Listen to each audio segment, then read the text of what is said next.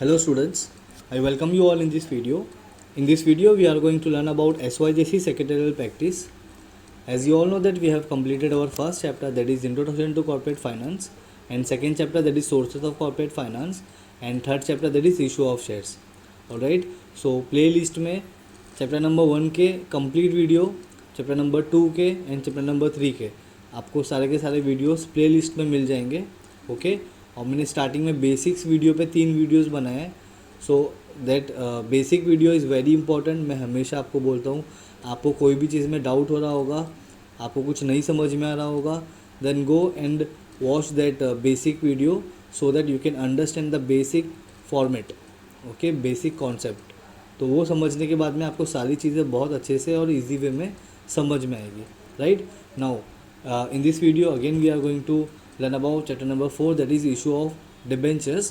First introduction part मैंने upload किया था जिसमें हमने ये सारी चीज़ें डिस्कस किया था. ओके, तो जिसने भी वो वीडियो को नहीं देखा होगा, I request you to please go and watch that video first.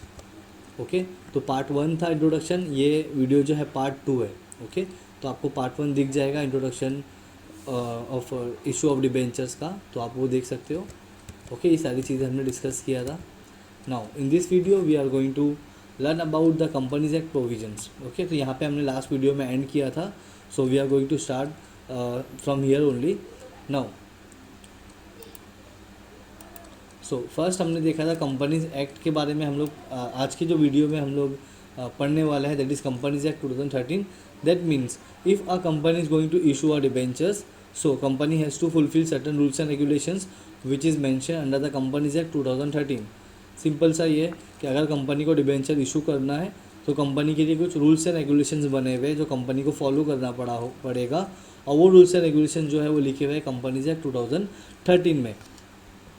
ये भी फॉलो करना पड़ेगा. साथ में कंपनीज रूल 2014 जो है ये भी फॉलो करना पड़ेगा.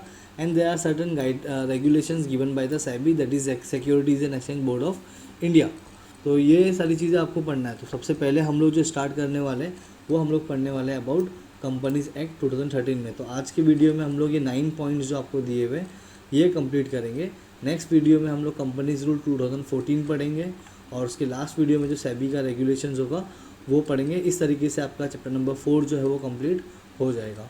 नाउ सबसे पहले हम लोग यहाँ पे देख लेते हैं. 9 पॉइंट्स दिया हुआ है आपको. सबसे पहला, नो वोटिंग राइट्स, कि डिबेंचर होल्डर्स को वोटिंग राइट्स नहीं होता है. हमको पता है क्योंकि they are the creditors of the company, वो कंपनी के कर्जदार होते हैं. दैट इज़ वाई उनको वोटिंग राइट्स नहीं मिलता है. वोटिंग राइट्स सिर्फ किसको मिलता है? इक्विटी शेयर होल्डर्स को मिलता है, because equity share holders are the equity share holders are the owners of the company, not creators of the company. Okay, तो यहाँ पे उनको वोटिंग राइट्स नहीं होता है. सिंपल सी बात है. आगे देखते हैं टाइप्स ऑफ डिबेंचर्स. सो हम यहाँ पे टाइप्स ऑफ डिबेंचर्स देखेंगे कि कौन कौन से होते हैं. ओके, सिक्योर डिबेंचर क्या होता है, अनसिक्योर डिबेंचर क्या होता है, वो सारी चीज़ें हम यहाँ पे पढ़ने वाले. Point number 2, point number 1 and 2. Then payment of interest and redemption. So company अगर डिबेंचर इशू कर रही है, देन कंपनी को इंटरेस्ट अमाउंट पे करना होगा टू द डिबेंचर होल्डर जिससे कंपनी ने पैसा लिया है, और रिडम्पशन अमाउंट भी कंपनी को पे करना पड़ेगा, रिडीम भी करना पड़ेगा. ओके, फिर हम लोग देखेंगे व्हाट इज़ डिबेंचर सर्टिफिकेट क्या होता है. प्रूफ होता है एक डिबेंचर होल्डर के लिए. Then create debenture redemption reserve account, इसको हम लोग बोलेंगे. तो पॉइंट नंबर 5 जो है ये इंपॉर्टेंट है.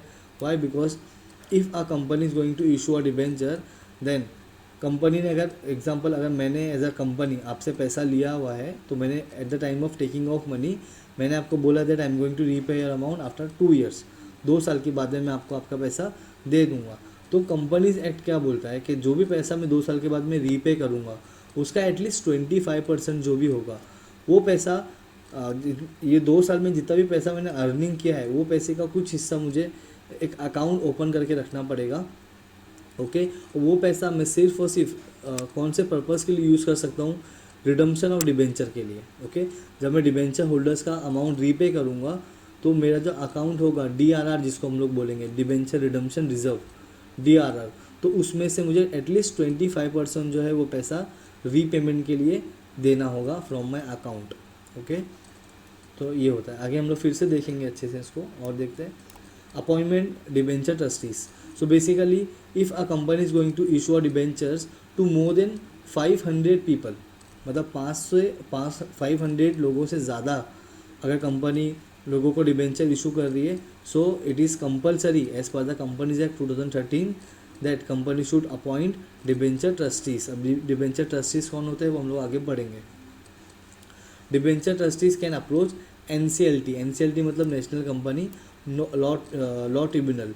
That means if a company made any default in repayment of principal amount and interest amount, principal amount मतलब वो अमाउंट जो आपने एज ए इन्वेस्टर कहीं पे किसी कंपनी को दिया होगा, वो पैसा आपका होता है प्रिंसिपल अमाउंट, तो कंपनी को वो अमाउंट आपको रीपे करना होता है।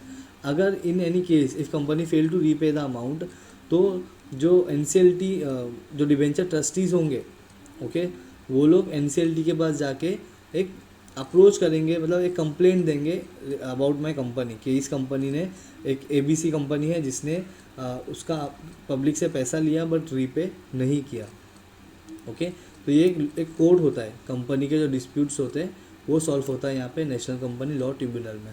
ओके, नाउ इम्पोज रिस्ट्रिक्शन, तो देयर आर सर्टन रिस्ट्रिक्शंस, वो भी हम लोग देखेंगे।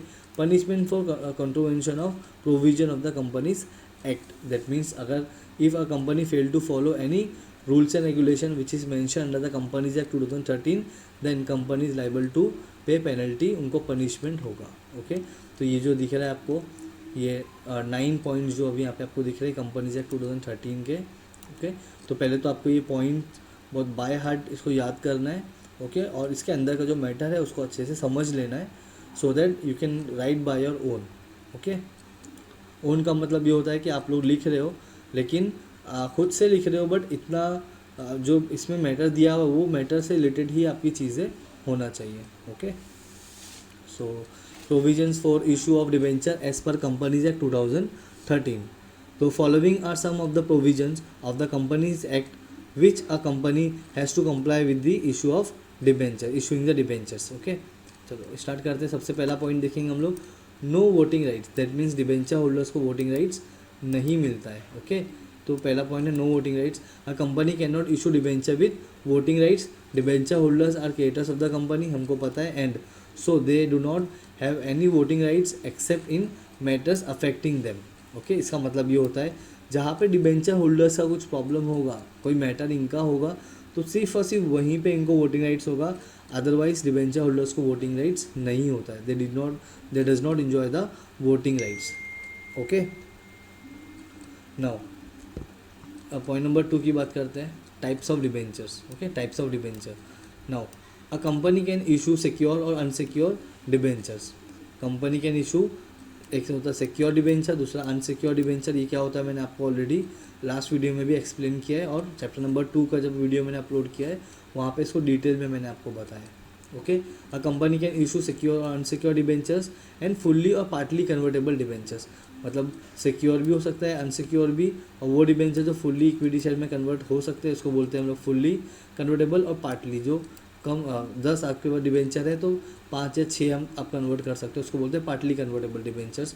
और नॉन कन्वर्टेबल डिबेंचर्स मतलब वो डिबेंचर जो इक्विटी शेयर में कन्वर्ट नहीं हो सकते throughout the lifetime of the debenture company. Okay, तो ये था। आगे देखते हैं, to issue convertible debentures a special resolution has to be passed in the general meeting, that means if a company is going to issue a convertible debenture, मतलब वो debenture जो आगे जाकर इक्विटी शेयर्स में कन्वर्ट हो सकते हैं। Okay, उसके लिए company has to pass a special resolution, general meeting में उनको डिसाइड करना होगा। Very simple. Now all debentures are redeemable in nature, तो जितने भी डिबेंचर्स होते हैं वो रिडीमेबल होते हैं, that means company can repay the amount to the debenture holder जितना उनसे लिया था, और they can redeem the debenture. Okay, तो ये था आपका types of debenture. Now let's talk about point number 3, that is payment of interest and redemption. That means a company shall redeem the debentures, company debenture को redeem कर सकती है, and pay interest as per the terms and condition of that issue. तो at the time of issue of debenture जो भी terms and condition होगा, as per those terms and condition company has to pay interest to the debenture holders. Okay, very simple. Point number 4 देखते हैं अभी, debenture certificate. Company has to issue debenture certificate to the debenture holders within 6 month. Okay, ये important है, that ये आपको objective में भी पूछ सकता है। ओके, तो बेसिकली इसका सिंपल सा मतलब ये है, the moment company allot the debenture to the applicant, मतलब जिसने अप्लाई किया था जिस दिन उनका डिबेंचर इशू हुआ, ओके, जैसे उनको डिबेंचर अलॉट हुआ, अलॉट होने के within 6 month company has to give debenture certificate to the debenture holder, okay. तो ये था डिबेंचर सर्टिफिकेट। आके देखते हैं point number 5, create debenture redemption reserve, okay. तो कंपनी को एक अकाउंट मेंटेन करना पड़ेगा जिसको हम लोग बोलेंगे डिबेंचर रिडम्पशन रिजर्व अकाउंट। यहाँ पे कंपनी को एटलीस्ट 25% जो है वो रीपे करना होगा किसको, to the debenture holder at the time of redemption of debentures, okay. तो ये गाइडलाइंस किसकी तरफ से हम लोग देखेंगे। चलो, company has to create debenture redemption reserve account out of profit of the company available for payment of dividend, okay. जितना पेमेंट कंपनी के पास प्रॉफिट हुआ होगा उस प्रॉफिट में से कंपनी को कुछ पैसा निकाल कर DRR में रखना होगा।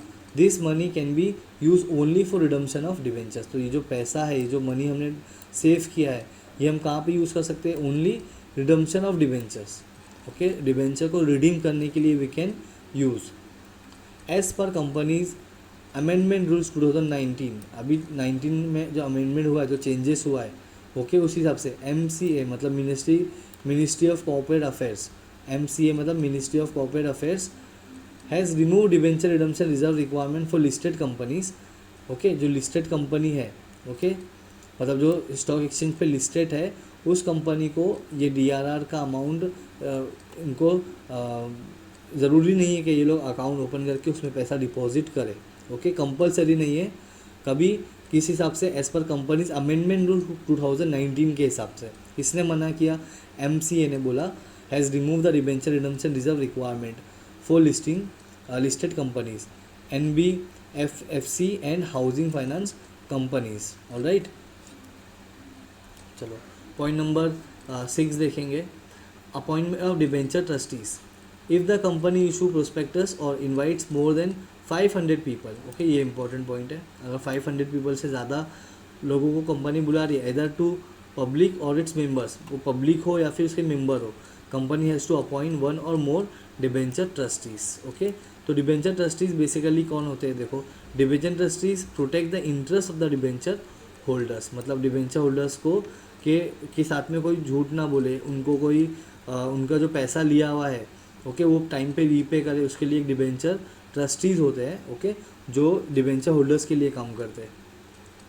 आगे, company has to appoint trustees by entering into a contract with them called as debenture trustees trust deed. That means जो भी कॉन्ट्रैक्ट बनता है between the company and the debenture trustees, उसके बीच में जो कॉन्ट्रैक्ट बनता है, जो एग्रीमेंट बनता है, उसको हम लोग बोलते हैं ट्रस्ट डीड, ओके। उसको हम लोग बोलेंगे ट्रस्ट डीड, ऑलराइट। चलो आगे देखते हैं, point number 7, debenture trustees can approach NCLT। NCLT का मतलब क्या है, national company law tribunal, okay. ये क्या होता है, ये कोर्ट होता है जहाँ पे कंपनीज के कोर्ट होता है जहाँ पे कंपनी रिलेटेड मैटर जो है वो चलता है, ओके। तो debenture trustees have to redress the grievances of debenture holders. That means जो प्रॉब्लम्स होती है कंपनी के बीच में और डिबेंचर ट्रस्टीज के बीच में, यहाँ पे डिबेंचर होल्डर्स के लिए जो प्रॉब्लम होती है कंपनी में, तो यहाँ पे आके वो लोग अपनी प्रॉब्लम को बोलते हैं, ओके। कौन बोलता है, डिबेंचर ट्रस्टीज हेल्प करता है डिबेंचर के लिए, कि डिबेंचर होल्डर्स के साथ में कुछ भी अगर गलत हो रहा है तो जो डिबेंचर ट्रस्टीज होते हैं वो लोग NCLT के पास जाते हैं और कंप्लेन करते हैं, ओके। आई होप आपको समझ में आ रहा होगा। आगे देखते हैं, if the company defaults in repaying the principal amount. और प्रिंसिपल अमाउंट मतलब वो पैसा जो आपने कंपनी को दिया था, वो पैसा ऑन मैच्योरिटी और default in paying interest thereon, मतलब अगर इंटरेस्ट पे नहीं किया या फिर प्रिंसिपल अमाउंट पे नहीं किया, the debenture trustees can approach to the national company law tribunal for redressal. मतलब वो प्रॉब्लम को सॉल्व करने के लिए जो ट्रस्टीज़ होंगे वो कहाँ जाएंगे, NCLT के पास जाएंगे, ओके। अगर कंपनी ने प्रिंसिपल अमाउंट पे नहीं किया, कंपनी ने इंटरेस्ट पे नहीं किया, तो वो केस में जो ट्रस्टीज़ होंगे वो कहाँ जाएंगे, NCLT के पास जाएंगे, ओके। चलो, NCLT यानी national company law tribunal can direct a defaulting company, मतलब डिफ़ॉल्टिंग कंपनी को जाके NCLT बोलेगी, क्या बोलेगी, company to repay the principal amount और इंटरेस्ट। NCLT कंपनी को बोलेगी दैट जो भी पैसा आपने लिया है प्रिंसिपल अमाउंट और जो भी इंटरेस्ट आपको पे करना है वो आप आपके डिबेंचर होल्डर्स को पे कर दो, ओके। अभी यहाँ पे देखते हैं सिंपल सा, डिबेंचर ट्रस्टीज़ क्या है, दे आर इंस्टीट्यूशंस, ये क्या है, इंस्टीट्यूशन है that protect the interest of the debenture holder, जो डिबेंचर होल्डर्स के इंटरेस्ट को प्रोटेक्ट करते हैं. ओके. ग्रीवेंसेस का मतलब होता है कंप्लेंट्स जो भी होगी, प्रॉब्लम होगी. रिड्रेसल का मतलब होता है रेमेडी और कंपनसेशन, मतलब प्रॉब्लम को सॉल्व करने के लिए जो भी वो लोग करते हैं उसको बोलते हैं रिड्रेसल. ओके. चलो पॉइंट नंबर 8 देखते हैं, second last. Impose restrictions when the debenture trustees is of the opinion that the assets of the company are insufficient or likely to become insufficient to redeem the principal amount of debentures, it may approach the NCLT. बहुत simple सा है. देखो इसमें क्या है, अगर secure debentures हमने देखा था, उनका चार्ज होता है एसेट्स के ऊपर. जो कंपनी के सिक्योर डिबेंचर्स होते हैं उनका चार्ज होता है एसेट्स के ऊपर कंपनी के. तो जो भी असेट होगा, अगर if a company fail to repay the amount, तो आप क्या करोगे, कंपनी का जो असेट होगा वो सेल करोगे.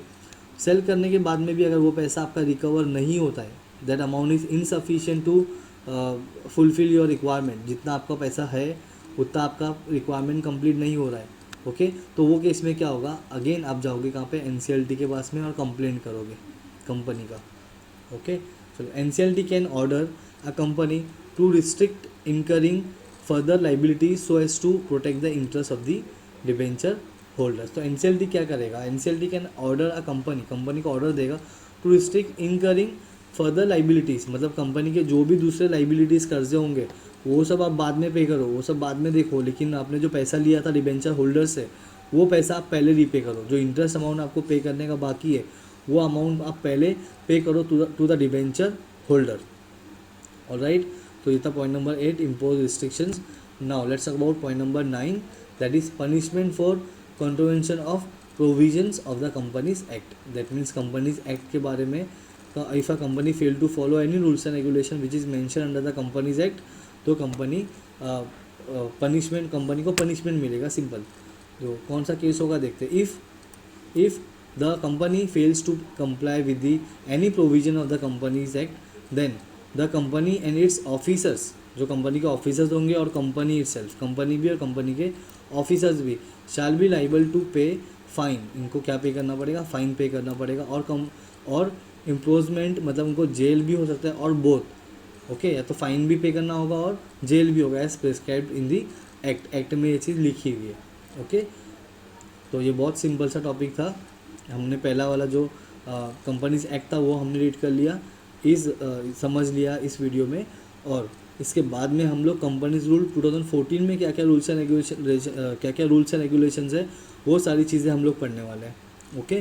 फिर उसके बाद में हम लोग देखेंगे सेबी का गाइडलाइंस और रेगुलेशन जो भी होगा सेबी का. यहाँ पे हमारा चैप्टर नंबर 4 जो है वो कंप्लीट हो जाएगा. ओके. डिबेंचर ट्रस्टीज़ का भी एक क्वेश्चन है, लेकिन वो आपको रिड्यूस हो गया है, जो आपको नहीं पूछने वाला है. तो हम लोग वो इस ईयर जो है हम लोग नहीं पढ़ेंगे उस चीज़ को. Alright. So students, I hope you understood today's topic. So if you fail to understand anything, you can comment me. Okay, you can ask me. मैं आपको explain कर दूँगा अच्छे से. Alright. So till then, thank you very much students.